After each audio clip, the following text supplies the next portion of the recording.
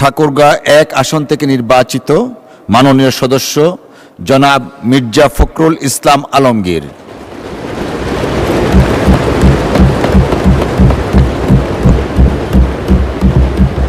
আপনার মাননীয় স্পিকার, আপনাকে ধন্যবাদ। আমার বক্তব্যের শুরুতেই আমি একটা ছোট্ট গল্প বলতে চাই। জি।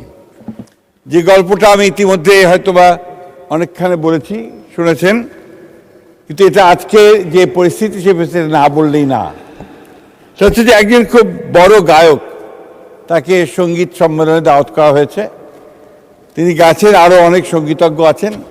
সকলের সঙ্গীত শেষ হওয়ার পরে তার টার্ম যখন আসলো, তখন তিনি গান গাইতে শুরু করলেন।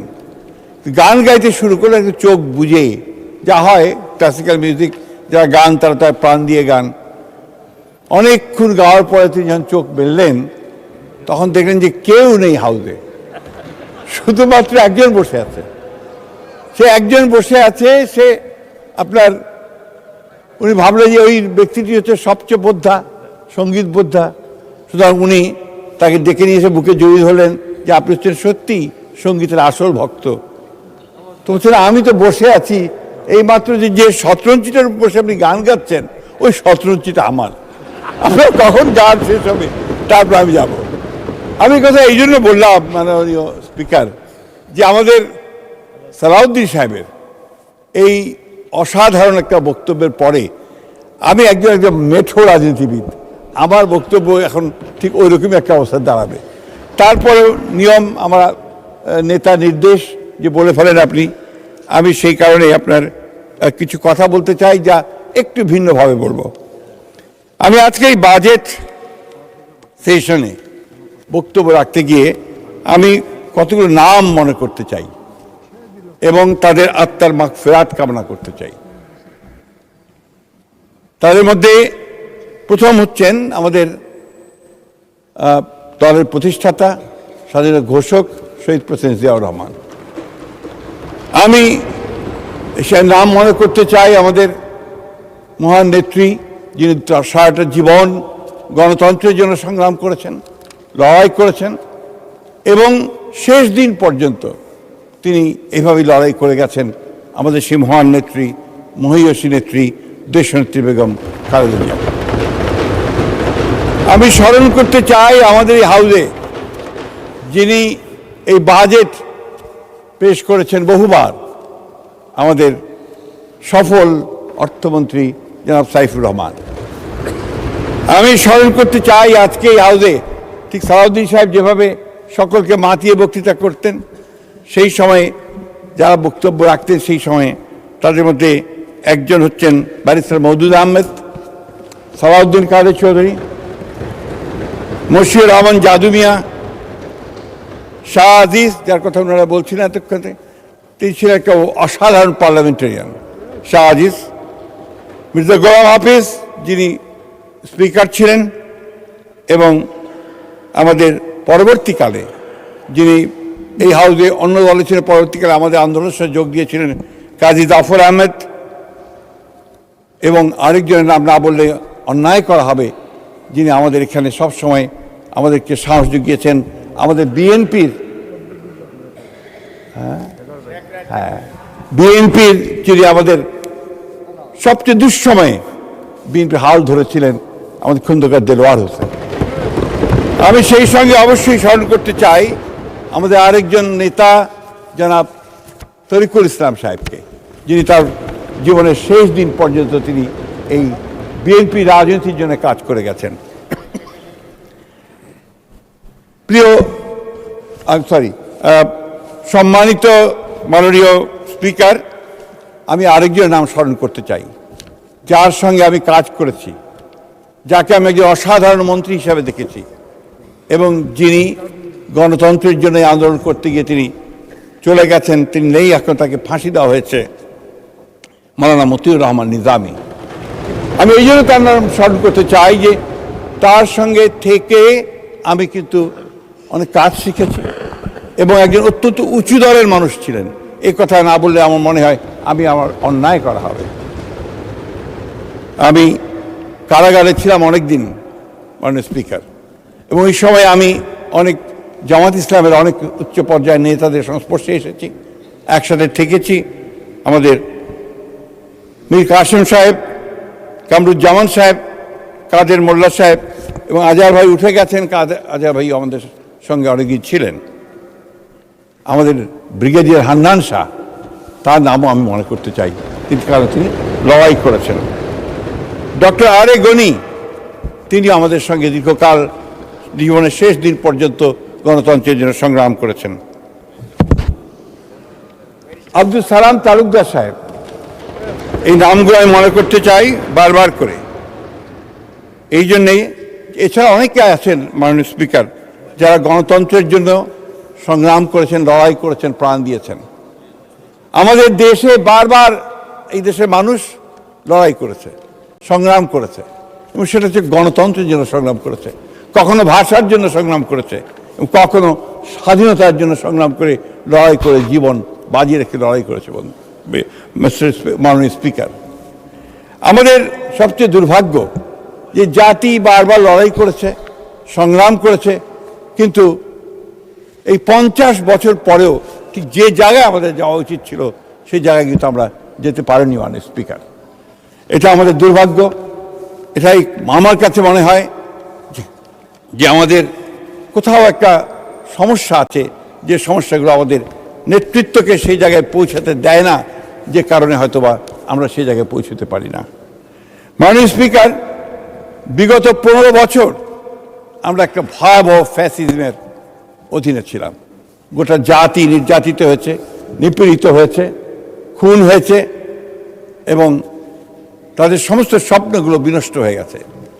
এই ভয়াবহতার মধ্যে আমাদের অর্থনীতি যখন প্রায় খাদে পড়ে গিয়েছিল, এবং আমাদের সেই জুলাইয়ের অভ্যুত্থানের পরে যখন নতুন করে আমরা বাঁচার জন্য স্বপ্ন দেখছি, তখন আমাদের নেতা সেই দূর থেকে আমাদেরকে নেতৃত্ব দিয়েছেন। আমরা যখন একটা নির্বাচনের পরে অত্যন্ত সাফল্যের সঙ্গে সরকার গঠন করতে সক্ষম হয়েছি, সেই সরকার সত্যিকার কথা বলতে কি খাদে পড়ে যাওয়া অর্থনীতিকে টেনে তুলে নেওয়ার চেষ্টা করেছে। আজকের এই বাজেট, আমাদের পাশেই বসা আমাদের আমির খুশরু মাহমুদ চৌধুরী সাহেব, সেই সাহসী মানুষ যিনি খাদে পড়ে গিয়ে উপরে ওঠার চেষ্টা করেন, সেই চেষ্টাটা তিনি করেছেন এই বাজেটের মধ্যে দিয়ে। এই বাজেট তো শুধু একটা অঙ্কের হিসাব নয় মাননীয় স্পিকার, এই বাজেট হচ্ছে সামনের দিকে এগিয়ে যাওয়ার একটা সিঁড়ি। এই সিঁড়িতে ওঠার জন্য তিনি আমাদেরকে বাজেট দিয়েছেন। আমি বাজেট সম্পর্কে দীর্ঘ আলোচনা করবো না, আমি শুধু আপনাদেরকে, অনেকেই বলেছেন যে এই বাজেটের কোনো নীতি নেই, সেইভাবে বলা হয়নি, পথরেখা নেই বলা হয়নি। কিন্তু এই বাজেটে যদি আপনারা দেখেন, যে বাজেটের উপরে ছোট্ট একটা বইও বের করেছেন, এখানে বলা আছে যে 3টি প্রধান আর, যে আর্টটার উপর ভিত্তি করে, এক minute, recovery and stabilisation, restoration, reconstruction, অর্থাৎ আগামী 1 বছরের মধ্যে অর্থনীতির অবনতির ধারাকে রোধ করবে, সামষ্টিক অর্থনৈতিক স্থিতিশীলতাকে পুনঃপ্রতিষ্ঠা করবে, আগামী 3 বছরের মধ্যে রাজস্ব ব্যবস্থার সংস্কার, বিনিয়োগ ও বেসরকারি খাত উন্নয়ন, আর্থিক খাত পুনর্গঠন, রপ্তানি বহুমুখীকরণ, মানব সম্পদ উন্নয়ন ও সক্ষমতা বৃদ্ধি করবে। আগামী 5 বছরের মধ্যে অর্থনীতির কাঠামোগত রূপান্তর,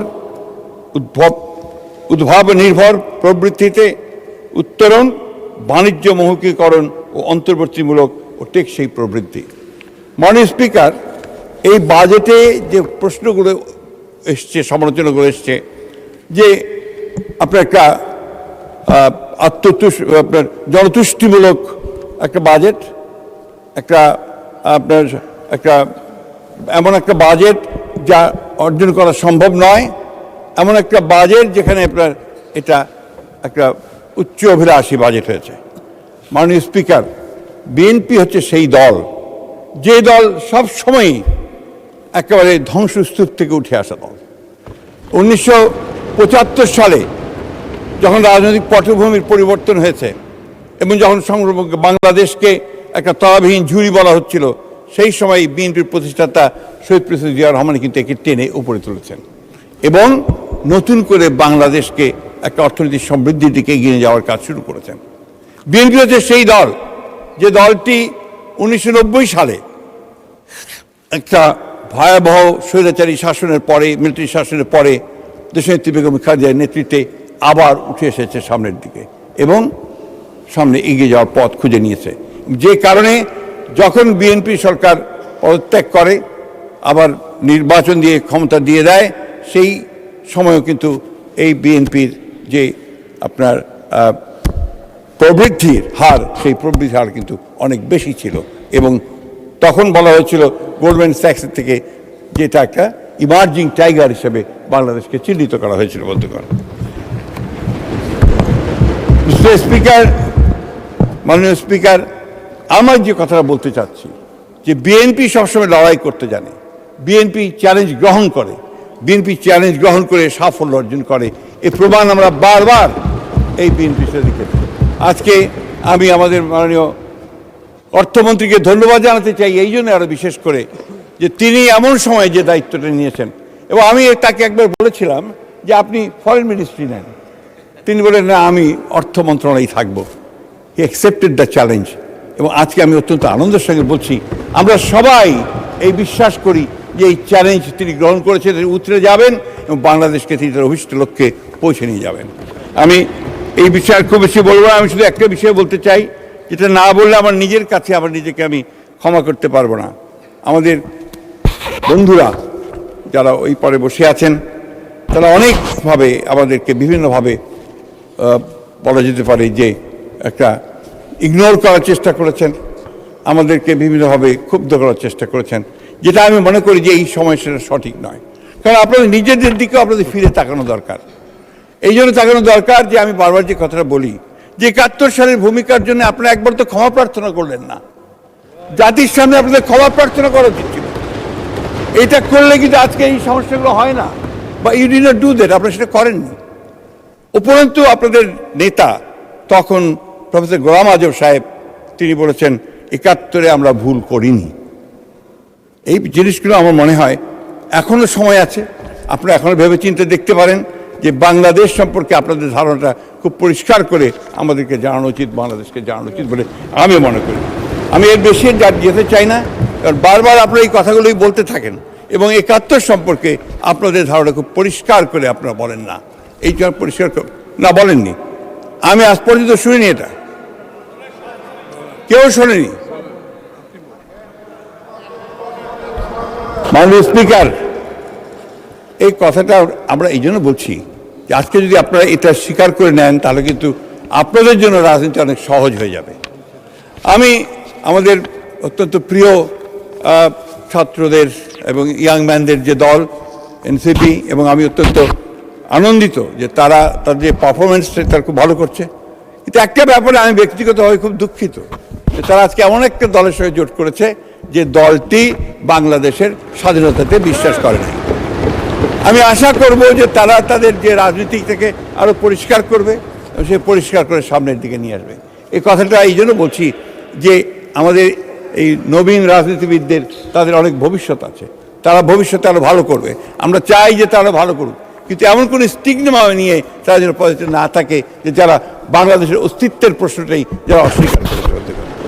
আমি বক্তব্য বাড়াবো না, আমি শেষ করবো এই বলে, যেহেতু বক্তব্য যা বলার সালাউদ্দিন সাহেব পুরোপুরি বলেই দিয়েছেন, আমাদের অন্যান্যরা বলেছেন, আমার আর সেই বিষয়ে মনে করি আমাদের যাওয়ার খুব বেশি প্রয়োজন নেই। শুধু একটি কথা বলতে চাই যে আমরা আজকে যার নেতৃত্বে এই সামনের দিকে এগিয়ে যাওয়ার জন্য লড়াই করছি, মাননীয় স্পিকার, তিনি একজন পরীক্ষিত মানুষ, সংগ্রামী মানুষ, লড়াই করা মানুষ, এবং তিনি এই মাত্র 4 মাসের মধ্যেই গোটা জাতির সামনে এমন একটা উদাহরণ তুলে ধরেছেন যে এই জাতিকে নেতৃত্ব দেওয়ার যোগ্যতা একমাত্র তারই আছে।